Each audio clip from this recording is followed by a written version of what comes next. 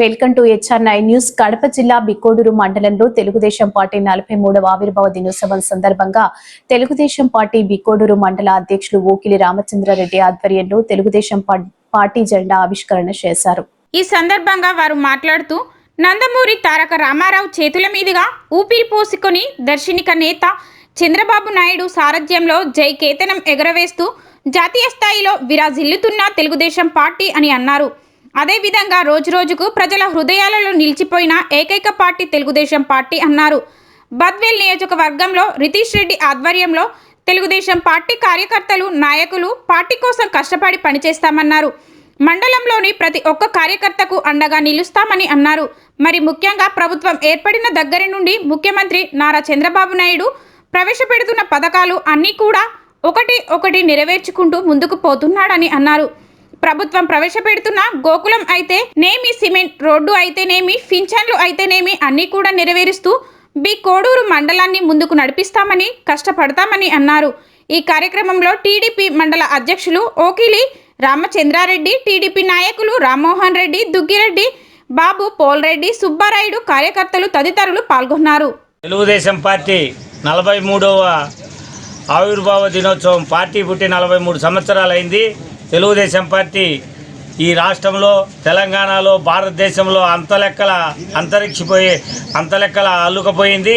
అలాంటి తెలుగుదేశం పార్టీ కింద పనిచేయడం బికోడూరు మండలంలో మా బికోడూరు మండల నాయకులందరికీ కూడా అదృష్టంగా భావిస్తున్నాం.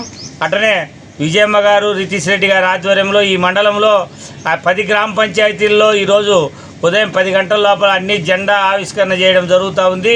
అందులో భాగంగా ఈరోజు బికోడూరులో మండల హెడ్ క్వార్టర్లో ఈరోజు ఈ గ్రామానికి సంబంధించిన పెద్దలు దుగ్గిరెడ్డి, రామ్మోహన్ రెడ్డి, రామచంద్రారెడ్డి, బాబు, పోల్రెడ్డి అందరి సమక్షంలో కూడా ఇక్కడ జెండా ఎగరేయడం జరిగింది.